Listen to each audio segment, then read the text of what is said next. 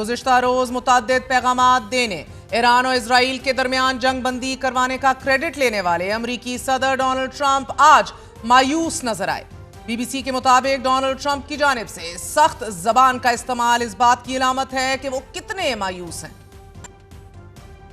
12 दिन तक जारी रहने वाली ईरान इजराइल जंग और महज 3 घंटों की सीज फायर के बाद इजराइल और ईरान ने एक दूसरे पर सीज फायर की खिलाफ वर्जी का इल्जाम लगाते हुए हमलों को जारी रखने का ऐलान कर दिया है। दोनों जानिब से दुश्मन को ज्यादा नुकसान पहुंचाने के दावे भी सामने आ रहे हैं और सीज फायर करने का इरादा भी किया गया है। पाकिस्तानी वक्त के मुताबिक दिन 1:30 बजे इजरायली वजीर आजम ने भी जंग बंदी ऐलान की तौसीक कर दी, लेकिन इसी दौरान ईरानी दारुल हुकूमत तेहरान में धमाके भी सुने गए और 24 घंटे कबल अमरीकी सदर डोनाल्ड ट्रंप की जानिब से सीज फायर ऐलान के बाद अमरीकी सदर ने ईरान और इजराइल दोनों को सीज फायर की खिलाफ वर्जी करने का मुर्तकब करार देते हुए ये कहा कि मैं ईरान से भी खुश नहीं हूं।